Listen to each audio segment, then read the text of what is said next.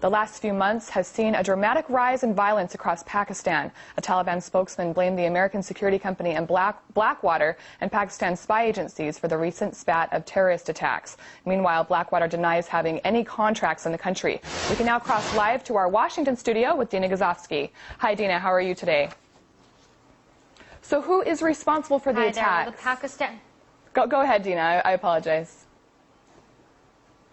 That's right. Well, the Pakistani Taliban is actually denying responsibility, blaming Z Services, also formerly known as Blackwater, as well as the country's own security forces. Now, author and investigative journalist Webster Tarpley, he's got a different take on what's really going on over there in Pakistan. He joins me today to discuss this. So, Mr. Tarpley, first of all, isn't it kind of surprising that there's denial here on the part of the Pakistani Taliban blaming Z Services? I mean, why would Z Services be involved in these attacks and these bombings? What do they have to gain from it? It just seems to not really make all that much sense. The entire thrust of U.S. policy in the region, Afghanistan and Pakistan, is to provoke a civil war in Pakistan, to break up Pakistan, and prevent Pakistan from becoming an energy corridor between Iran and China.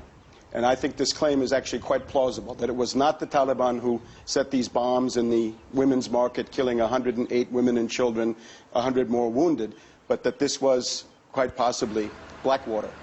This would be coherent with the U.S. policy. But can't you turn that around and say that the Taliban is just trying to incite anti-American sentiment, that they're getting kind of worried about this aggressive campaign by the Pakistani military, and so that's why they're doing this? The civil war in Pakistan goes like this. The Chinese government is backing the central government in Islamabad. The U.S. is backing the Taliban. The Taliban are a proxy and a secret army of the U.S. So while Hu and Obama are embracing in Beijing, they're actually on two sides of a proxy war in Pakistan. Now, where this could lead, suppose you have a full-scale civil war in Pakistan. Suppose the Taliban get somewhere near the nuclear forces of Pakistan. Now, that would get out of the area of a big regional crisis into some kind of a shocking, spectacular world panic. And I think there are people in Wall Street who would like to do that. We've got a terrible weakness in the dollar right now. The dollar goes down, down, down.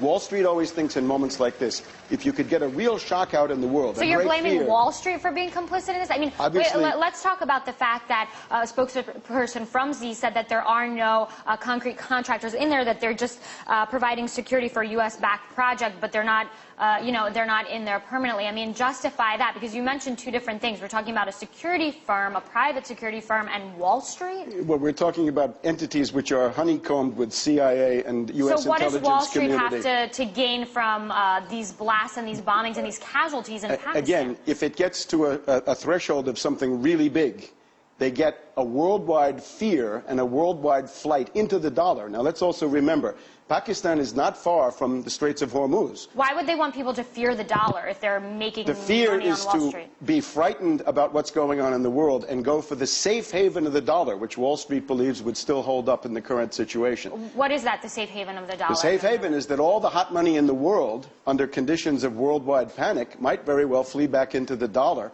which would allow the propping up of the dollar compared to the euro, the yen, and even the renminbi, because the countries that would suffer, if anything happened to the flow of oil out of the Straits of Hormuz, it would be Japan, China, and Europe who would take it on the chin, and the U.S. would be relatively cushioned against this. It would be an oil crisis. Now, the other thing that plays into this is things have changed here in the U.S. We have a wave of Islamophobia like we haven't had in quite a few years. We've got the Fort Hood Major Hassan case, I believe a patsy. We've got the KSM trial in New York coming up. We've got the seizure of Iranian mosques. We've got a whole series of things that are feeding into an anti-Muslim hysteria. And when that happens, you have to ask why. Who's doing it? What is being prepared? So you're saying it's a lot of different issues here at play. I want to thank you for being here. It's going to be back to you over there in Moscow. Webster Tarpley here with me in the studios in Washington, D.C.